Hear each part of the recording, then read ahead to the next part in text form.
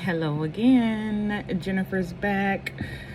I am going to give you guys three short experiences, stories. Well, three stories that are experiences that I've encountered. I would say life death experiences. So, let's try to get through this quick. So, my first one, really short. When I was born, my mom was not dilating. And this was back in the 1980s. So cesarean section was not a popular thing back then. So my mom's going through all this pain. Her epidural was not working. She was not dilating. It came to a point where the doctors asked her if they wanted to save her or save the baby, which was me. And I'm sorry. They told my grandma that if they wanted to save the daughter or the baby. And my grandma was like, you better save both. So after that, I guess they decided to do a cesarean section. And yeah, I was born.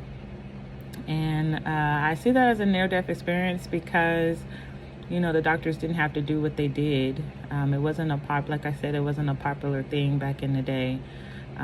They probably could have just saved my mom and I wouldn't be here.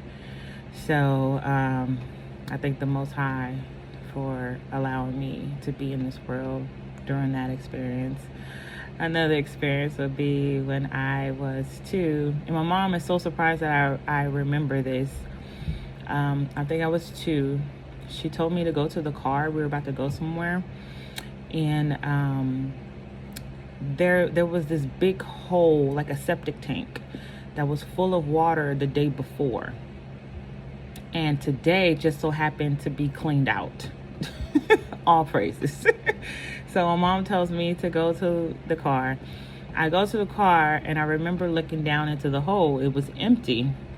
So I don't know. I must have walked in it, and I hear my mom calling my name, but I'm only 2. I can't talk. So I was really fond of my passies, so I had my passy in my mouth, and my mom just so happens to go look in the hole, and she sees me down there, and I'm just looking up at her, and she goes into a complete panic. Calls the fire department. The fire department comes. They get me out safe and sound. All praise to the Most High for that too, because like I said, the day before it was full of water. So if it was that day that I decided to go jump in it, I probably could have drowned. So all praise to the Most High for saving me through that experience as well. And the last experience I want to share with you guys is when I was probably 4 or 5 when I got hit by a car. I asked my mom if I can go across the street with my cousin to play with some of her friends, and my mom said no. But my grandma said, oh, let her go. So my grandma was like, just make sure you look both ways before crossing the street. So I run outside. I look both ways. I run across the street. I'm playing with my cousins. I decided to go back home. I kid you not. I looked both ways on my way back. I remember looking to the left first, and then I looked to the right, and then I proceeded to cross. And then all of a sudden, there's a car. I remember like it was yesterday, and I was only 4, and I remember it. A blue Trans Am came flying down the street. So I look left, I look right, I proceed to cross, I turn back to my left, and there's a blue Trans Am coming full speed. They hit me with the car. What I remember is when they hit me with the car, I got up, I ran to the house, and I see my mom crying, no, my grandma crying in my mom's arms, like really, really badly. And I'm just like, I'm here. Why is everyone crying? I'm here, right? So I didn't understand that. So then all of a sudden, everybody's running outside the apartment, and then I decide to run outside the apartment.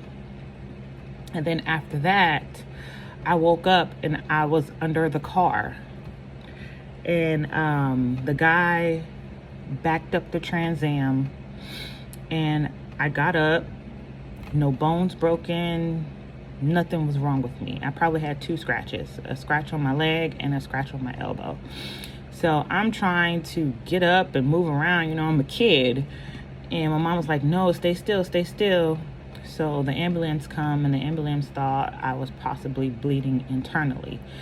So they rushed me to the hospital.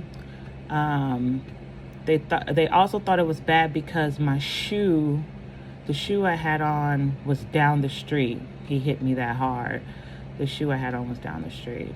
So we get to the hospital, they run all these tests, and I'm fine. I'm totally fine. I went right back home. They put a Band-Aid on me, and I went home. And what I think about is maybe I did die, because that experience I had when I walked into the house and I'm looking around at everybody, but everybody's not seeing me. I'm just seeing them. So I think that I did pass away, but the Most High brought me back. And my mom had to confirm to me later on, when we talk about the story, that I was under the car. She was like, you were under the car. You never went into the apartment. What are you talking about? So, yeah. All praise to the Most High for bringing me back.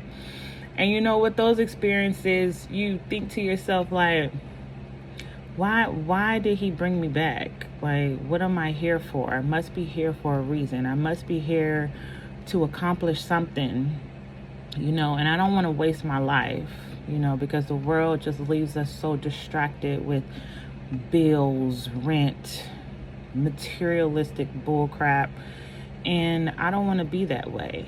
So I went on a healing journey maybe 2-3 years ago, after I had my daughter, and I've just been really focusing on the purpose of me being here.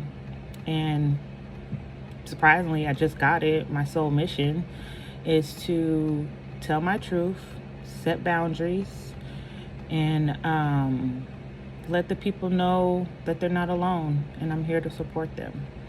I've also had a couple other near-death experiences. One of them is when I developed a pulmonary embolism, a blood clot in each lung, and that just happened a couple years ago, and I healed from that too. But I'm gonna tell you the full story on another video. But yes, let's find our soul purposes and see why the Most High has sent us here, and let's accomplish that. Let's not be so into the distractions that the world give us, and let's focus on the Most High and what he needs us to accomplish. I'll see you on the next one. Thank you.